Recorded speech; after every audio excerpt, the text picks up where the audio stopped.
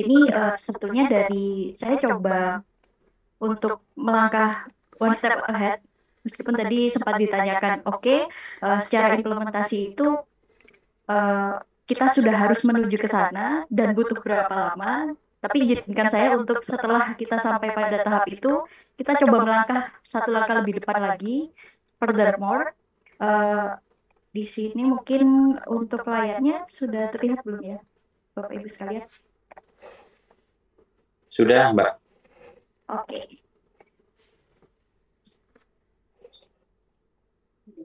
Mungkin perkenalannya tadi sudah dibantu juga dari Pak Agung dan Prof. Ono. Singkatnya, saya saat ini bekerja di BCA.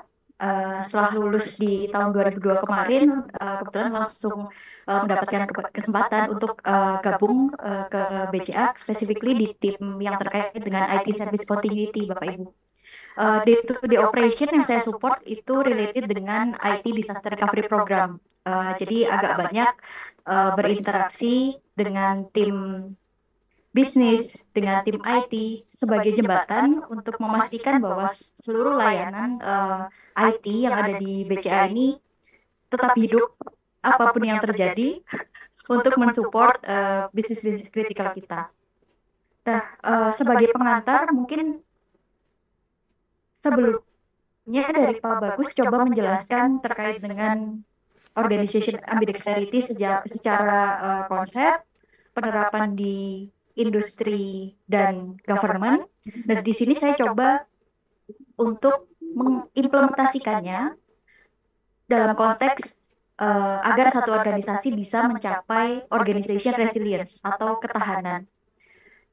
Setelah kita mengimplementasikan berbagai macam standard operation, IT adoption, dan lain-lain, tentunya kita perlu melihat satu langkah lebih depan, yaitu untuk memastikan bahwa sistem-sistem yang telah kita susun, yang telah kita buat, tetap dapat bertahan apapun yang terjadi begitu ya Bapak Ibu. Karena memang sekarang kondisinya kita ketahui bersama, sekarang eranya ketidakpastian itu ada di mana-mana dan berdampak untuk organisasi manapun ya, di negara manapun. Mungkin tadi sudah sempat di-mention dari Pak Bagus, contohnya misalkan tariffs yang ditetapkan dari US itu sangat berdampak ke ekonomi kita saat ini. Nah, mungkin konteks yang coba saya paparkan juga adalah ketika satu organisasi sudah mencoba sebaik mungkin mengimprove, mengefisiensi, dan meningkatkan efektivitas dari pengimplementasian IT adoption di organisasi mereka, at some point kita harus menanyakan apakah sistem yang telah kita bentuk ini confident untuk menghadapi berbagai macam hal, problem, insiden, krisis, disaster kalau kita boleh katakan. Oleh karena itu, rasanya mulai penting untuk melihat organization resilience sebagai salah satu tujuan atau organization objektif yang perlu di-achieve. Nah, di sini saya coba masuk ke konteks penerapannya related dengan organization ambidexterity yang tadi sempat disampaikan. Memang pinpoint utamanya adalah balancing antara exploitations dan explorations. Tapi ketika kita coba lihat organization ambidexterity ini untuk mencapai organization resilience, bagaimana cara mengimplementasikannya? Mungkin untuk use case supaya mendapatkan gambaran, sistem Cortex yang kemarin sempat downtime take days gitu ya untuk di recover dan lain-lain, berapa banyak kerugian yang perlu ditanggung gitu ya dari organisasi atau institusi pajak kita dari adanya durasi downtime yang cukup lama tersebut. Padahal kita bisa katakan bahwa institusi pajak itu layanan utamanya ya untuk melayani pembayaran pajak seluruh warga negara Indonesia. Tetapi mengapa sistem utamanya, sistem kritikalnya dengan berbagai macam implementasi IT adoption dan standar kontrol yang sudah diterapkan masih quote on quote kebobolan nih gitu ya. Nah, artinya organisasi resilience ini masih belum mendapatkan tempat di hati organisasi-organisasi atau institusi-institusi di Indonesia. Mungkin banyak yang melihat bahwa ini cita-cita yang oke lah masih nanti gitu ya. Kita fokus di operasional dulu, kita fokus di day to day operation dulu. Tapi ketika something happen, unpredictable, seperti uncertainty tadi, eh, tidak banyak organisasi yang confident menyatakan bahwa oke, saya bisa menghadapinya dan bila itu terjadi, saya dapat pulih sekian lama, sekian waktu gitu ya. Nah, oleh karena itu, saya coba ilustrasikan uncertain condition tadi sebagai stress condition.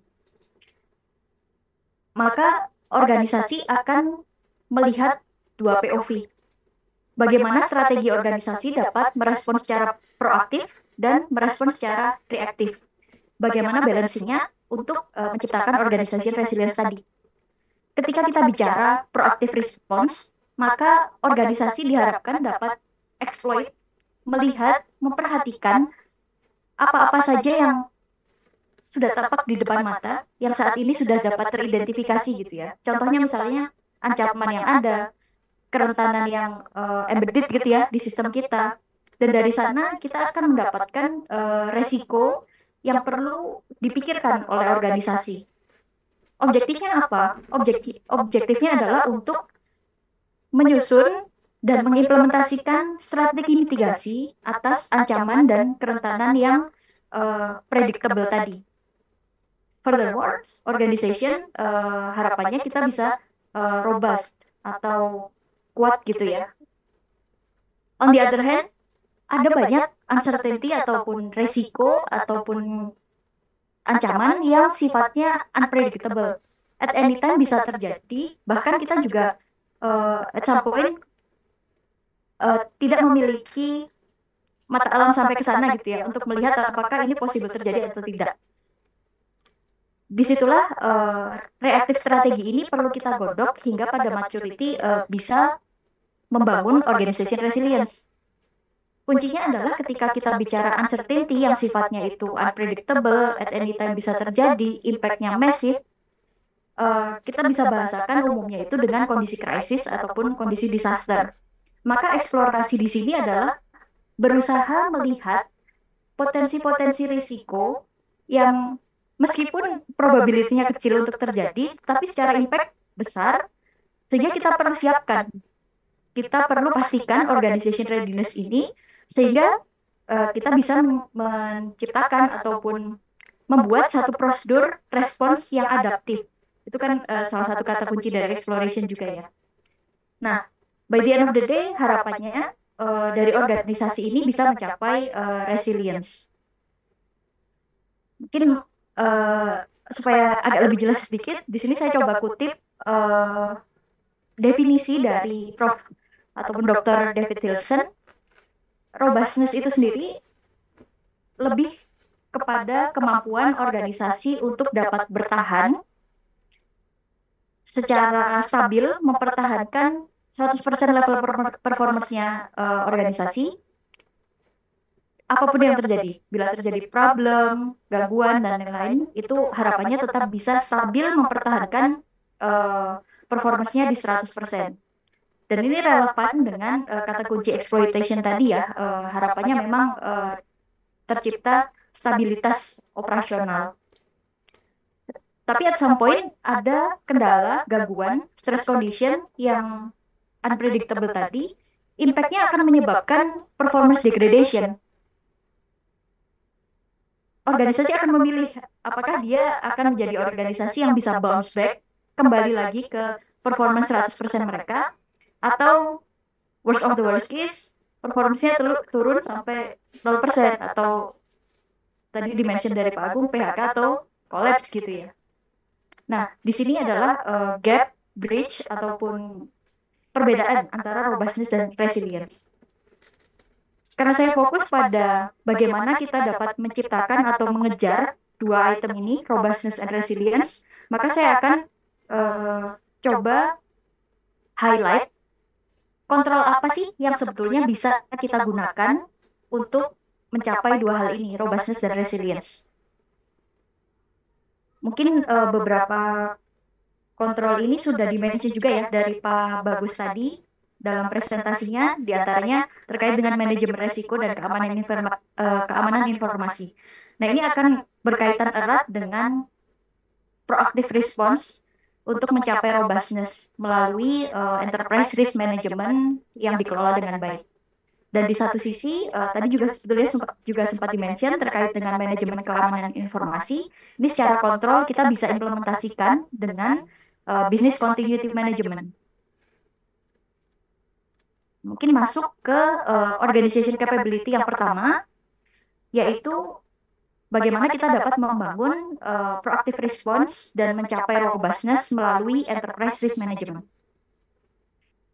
Saya coba throwback sedikit ke definisinya terlebih dahulu supaya perspektif kita sama. Meskipun saya yakin Bapak Ibu sekalian, rekan-rekan sudah sangat familiar ya kalau kita bicara terkait dengan enterprise risk management. Tadi di awal saya coba buka dengan kondisi uncertainty. Apakah risk sama dengan uncertainty? Sebetulnya tidak gitu ya. Uncertainty itu belum tentu resiko, tapi kalau kita bicara risiko sudah pasti uncertainty. Oleh karena itu, secara definisi yang kita pahami adalah resiko adalah uncertainty that matters gitu ya. Dan kita coba drill down ke poin-poin yang membangun satu resiko ini sendiri terkait dengan poin uncertainty, maka akan related dengan probability. Artinya ini mungkin terjadi dan tidak mungkin juga terjadi gitu ya. Ada dua POV. Lalu yang kedua, that matters. Apa yang dimaksud dengan matters-nya ini? Matters-nya ini adalah ketika uncertainty tersebut berdampak ke objektif organisasi. Itulah yang dapat kita definisikan atau kita filter uncertainty yang memang relevan untuk organisasi, maka itu kita bisa classified as risk atau resiko yang applied bagi organisasi kita.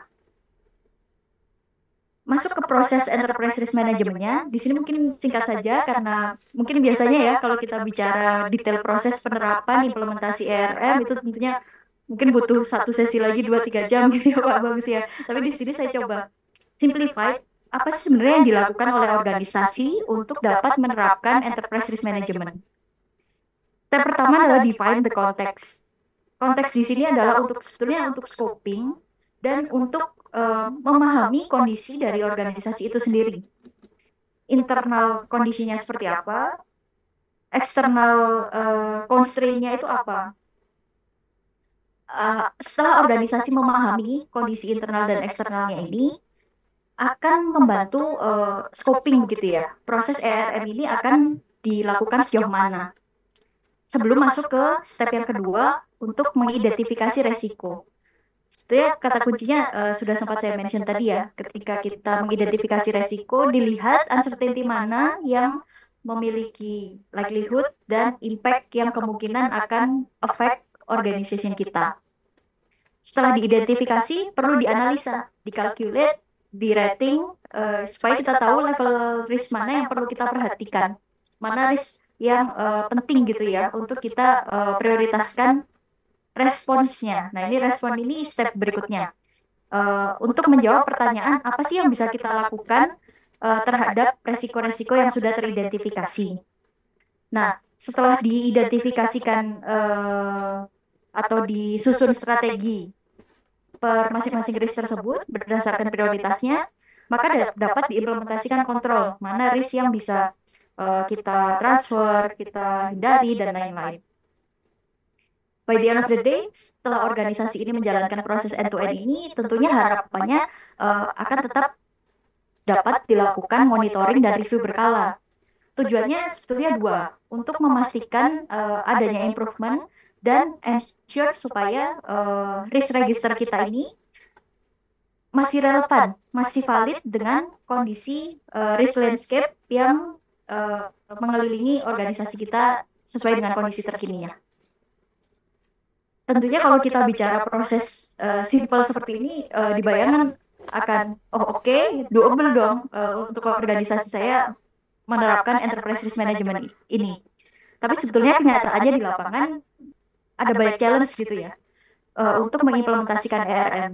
Di antaranya yang paling utama ini saya tampilkan di layar. eh, yang nomor satu adalah culture resistance, memastikan bahwa budaya organisasi ini dapat kita dorong untuk risk aware dan mengambil apa decision sesuai dengan risk appetite organisasi dan lain-lain itu masih sulit nih untuk dibentuk karena basically di Indonesia sendiri organisasi-organisasinya ini masih melihat implementasi ERM sebagai pemenuhan compliance, bukan sebagai salah satu organization capability yang bisa mendukung nilai tambah bagi perusahaan atau meningkatkan secara ketahanan perusahaan itu sendiri gitu ya.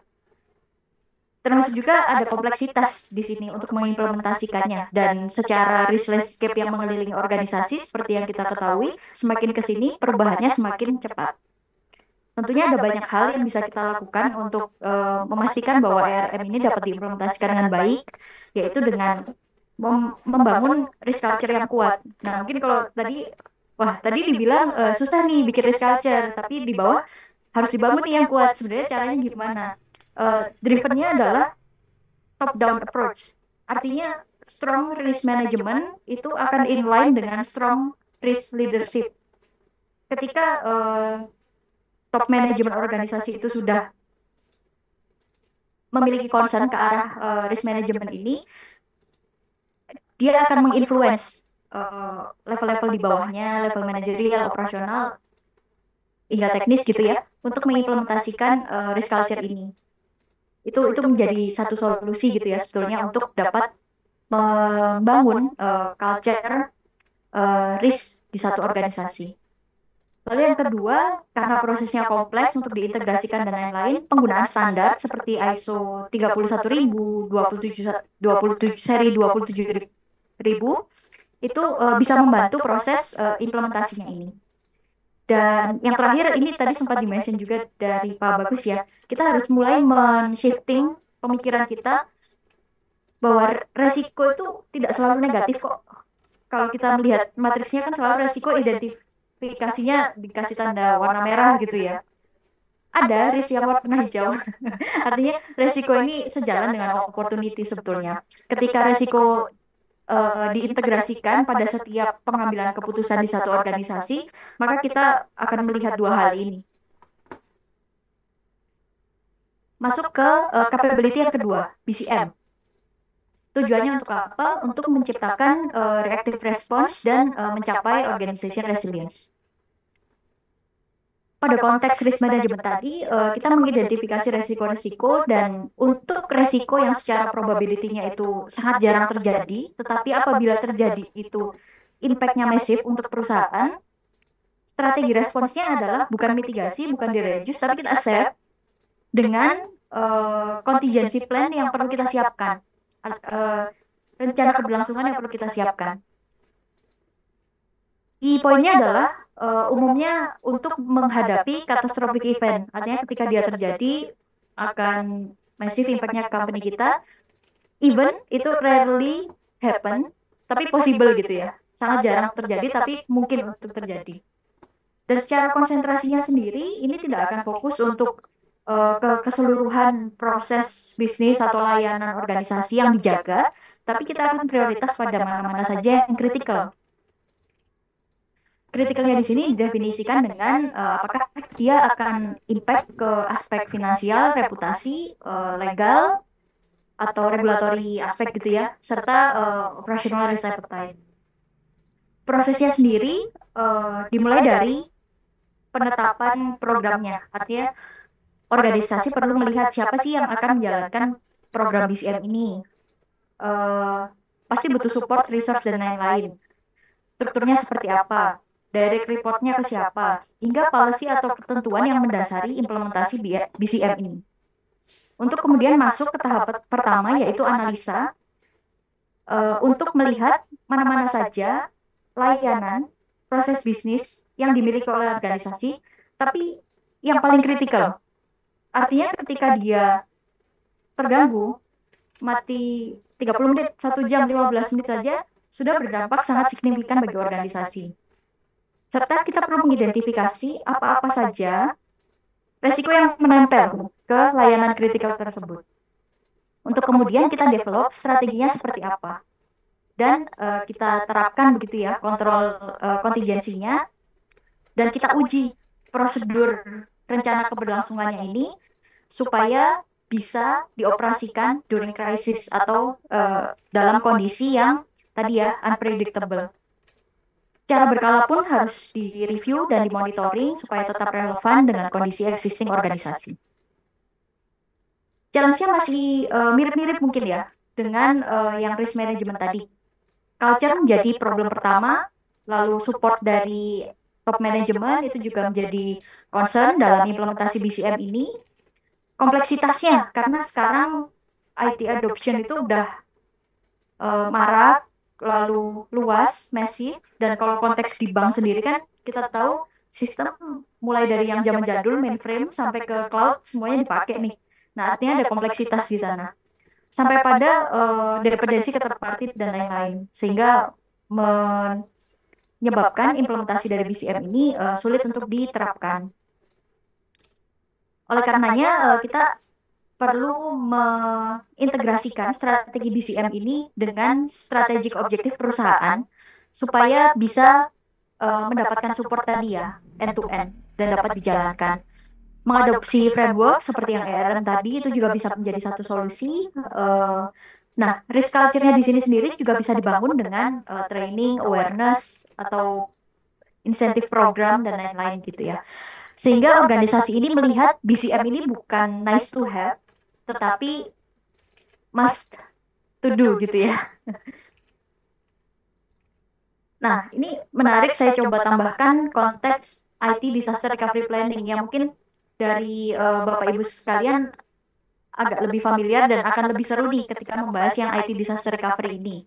Karena konteksnya ketika kita bicara BCM atau Business Continuity Management, kita mengidentifikasi layanan penting satu organisasi ini apa, kita terapkan strategi untuk dapat merecovery-nya ketika terjadi gangguan unpredictable tadi. Ada dependensi tentunya untuk organisasi dapat menjalankan layanan kritikalnya. Dependensinya bisa jadi ke building atau location, ke personil atau orang yang menjalankan operation. Dan yang highlight juga ke teknologi yang menjadi enabler gitu ya untuk operation tersebut dijalankan dan third party. Nah, IT Disaster Recovery Plan ini adalah detail prosedur recovery yang spesifik untuk mengatasi resiko unavailability dari sisi sistem atau teknologi. Tentu ada plan-plan lain ya atau detail prosedur lain itu sesuai dengan kendalanya atau kondisi unavailability-nya apa gitu. Itu related dengan konteks strategi BCM yang menjadi salah satu step perlu di-define di slide sebelumnya tadi. Stepnya agak lebih mirip nih dengan yang proses BCM, tapi kalau dilihat di sini tentunya ketika BCM program itu mengidentifikasi layanan kritikal, maka IT Disaster Recovery Plan-nya akan mengidentifikasi apa-apa saja aplikasi dan infrastruktur yang kritikal. Dalam hal ini mendukung si layanan kritikal tadi. Lalu kita perlu memikirkan juga strateginya seperti apa. Ketika kita bicara strategi BCM menangani unavailability location building, artinya apakah kita sediakan remote work ya atau kemampuan WFH atau kita bikin dua gedung yang agak berjauhan. Nah, bedanya kalau yang di R ini konteksnya lebih ke teknologi sehingga POV-nya akan fokus ke gimana kalau di data center kita mati misalnya atau provider utama kita tempat aplikasi kita running gitu ya, let's say ini provider cloud itu unavailable, and then what happen, what we do. Nah, ini fokus di disaster recovery plan. Tentunya setelah strategi itu disusun, akan dibuat langkah-langkah recovery, mirip seperti yang BCM tadi. Dan langkah-langkah recovery tersebut akan dites, diuji, dan dimonitor secara berkala programnya. Challenge dan enabler-nya mirip, mungkin di sini highlight-nya lebih kepada kompleks IT environment, itu menjadi satu PR gitu ya. Apalagi di industri perbankan, kita bicara sistemnya bukan hanya sistem yang ada di internal, tapi juga ada dependensi ke sistem eksternal seperti pemrosesan, let's say yang Mastercard, Visa dan lain-lain itu kan sistemnya ada di eksternal, di luar data center yang kita miliki sendiri gitu ya. Nah, ada dependensi ke vendor, third party dan lain-lain. Ini menyebabkan kompleksitas dari penerapan IT disaster recovery ini. Termasuk juga teknologi yang digunakan karena berkembangnya sangat cepat dari yang dulunya mainframe pindah ke on-premise VMware, lalu geser ke cloud, lalu dari cloud pun nanti masih possible untuk moving ke DR as a service gitu ya, dan lain-lain. Ini menjadi satu challenge juga untuk mengadaptasi IT disaster recovery plan karena memang cara proses recovery-nya ini akan sangat sesuai dengan konteks teknologi yang digunakan gitu ya. Untuk memastikan ini dapat diimplementasikan dengan baik, cost benefit analysis seperti yang tadi di-mention dari Pak Bagus itu juga perlu diterapkan, lalu integration dengan proses third party management dan quality assurance di organisasi itu perlu di-ensure supaya change manajemennya dijaga, quality manajemennya dijaga, dan lain-lain.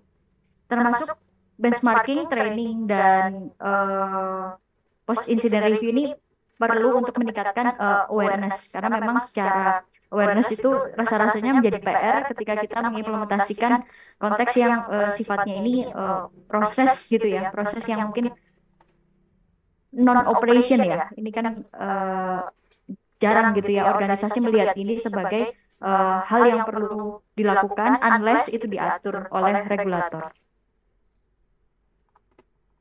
Nah, dari ketiga organization capability tadi yang sudah kita bahas, ERM, BCM, dan ITDR, harapannya ketika kita implementasikan tata kelolanya dengan baik, kita dapat memperoleh end-to-end business resiliency.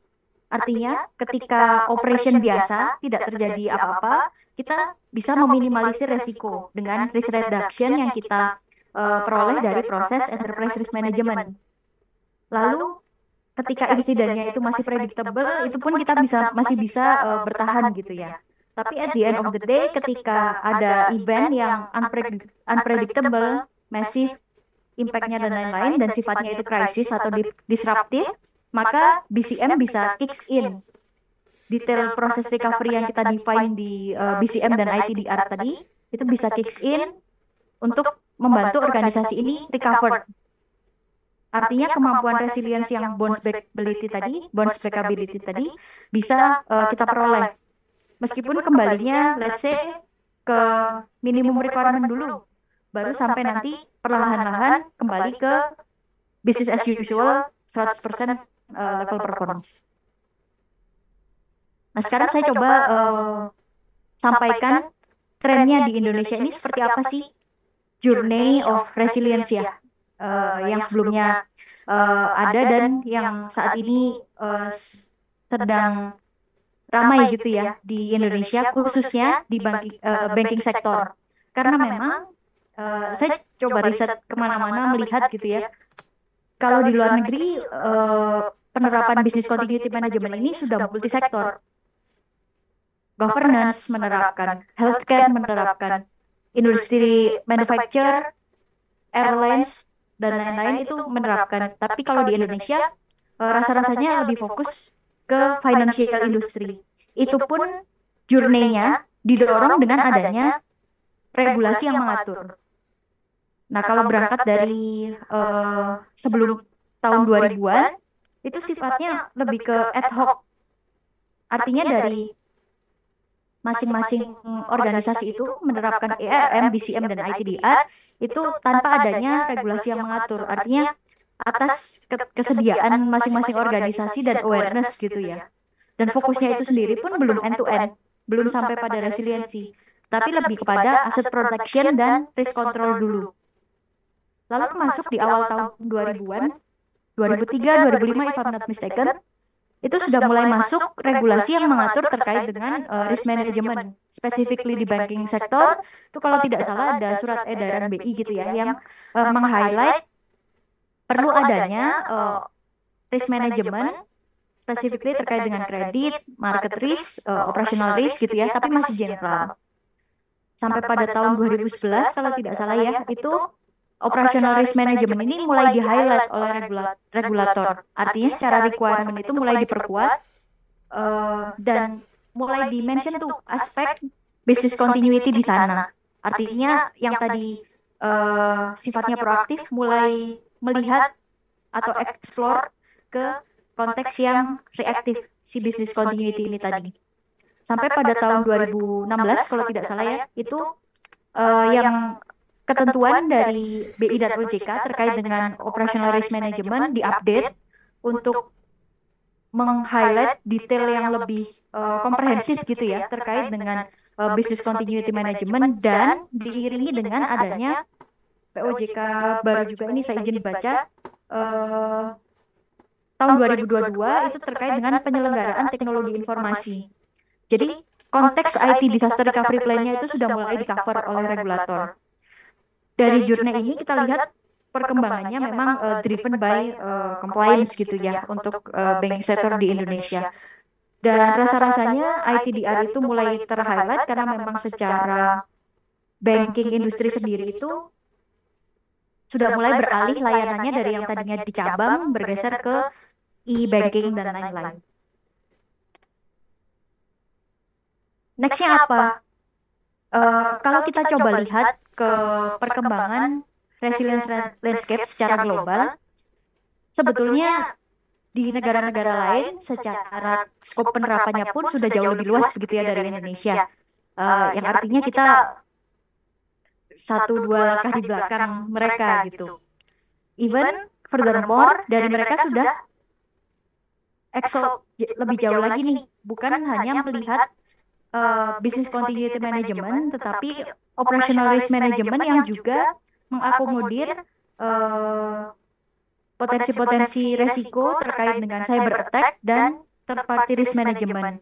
Secara regulasi itu ada regulasi baru Digital Operation Resilience Act atau DORA. Ini baru di-apply di UK dan Europe kalau saya tidak salah di tahun 2024 kemarin. Itu regulasinya mulai ada, tetapi wajib berlakunya di tahun 2025 ini.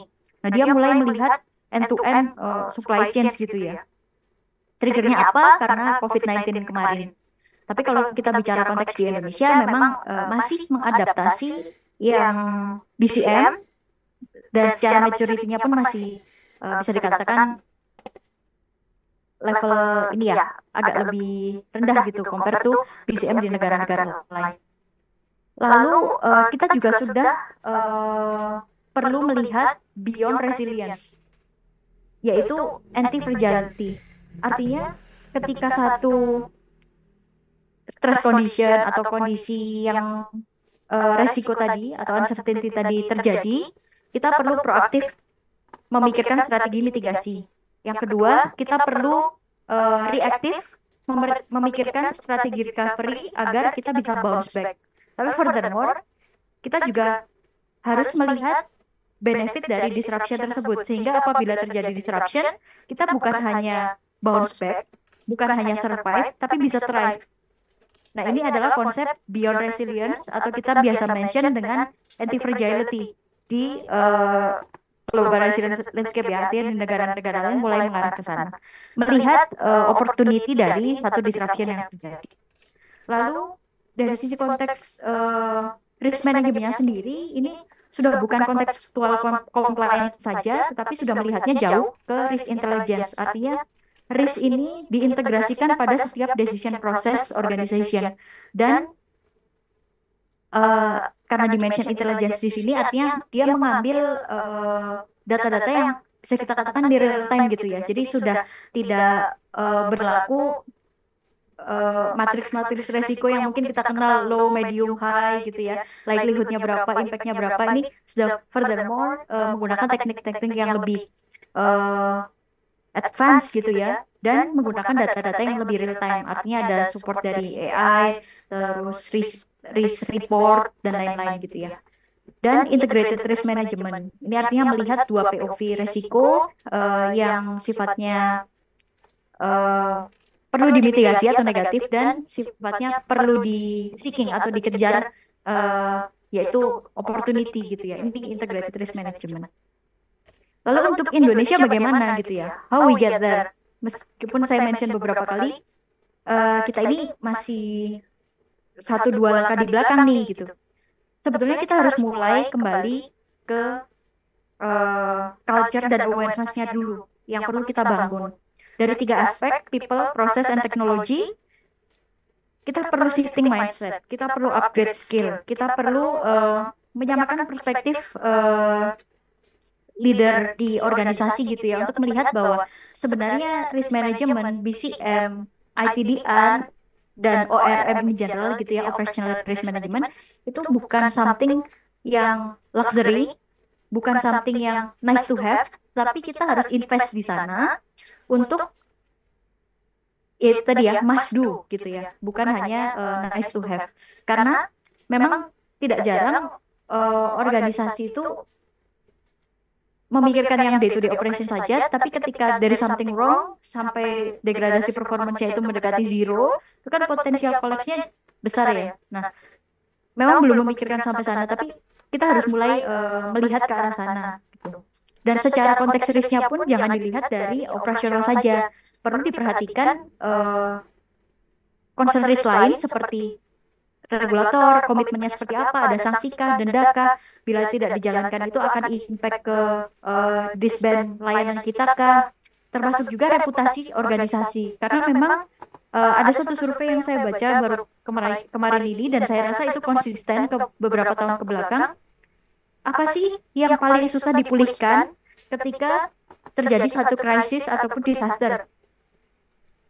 Jawabannya bukan infrastruktur, jawabannya bukan data, tapi trust dari customer. Itu yang paling susah dipulihkan kembali ketika sudah terjadi gangguan ataupun disruption event gitu ya yang berefek ke layanan operation satu organisasi. Lalu yang kedua, secara proses perlu ditingkatkan maturity-nya, mengadopsi standar-standar secara lebih cepat begitu ya, yang tentunya diiringi dengan upgrade skill dari sisi people-nya dan diintegrasikan ke day-to-day decision making di company.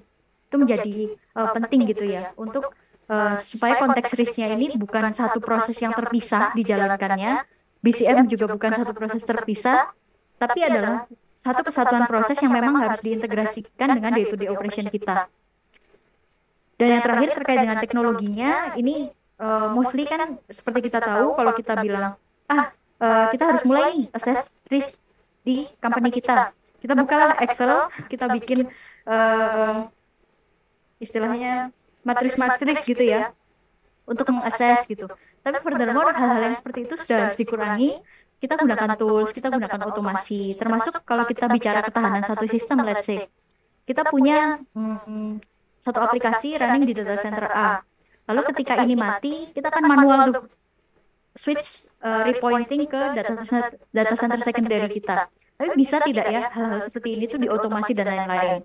Jadi konteks otomasinya ini sudah banyak sebetulnya digunakan di luar. Even teknologi-teknologi seperti ERE atau jadi satu konsep recovery yang kayak auto kicks in gitu ya, bisa langsung automate recover itu juga banyak gitu ya. Nah, harus mulai diadapt untuk meningkatkan efisiensi dan efektivitas dari sisi recovery yang kita jalankan itu tadi. Dan poin terakhir adalah kita harus selalu mengupdate knowledge kita terkait dengan risk landscape yang ada di sekitar organisasi, baik itu dari sisi finansial, geopolitical, regulatory changes gitu ya, itu sangat berdampak, termasuk juga IT adoption dan supply chains. Dan satu poin yang mungkin jarang dilihat di Indonesia adalah terkait dengan climate change.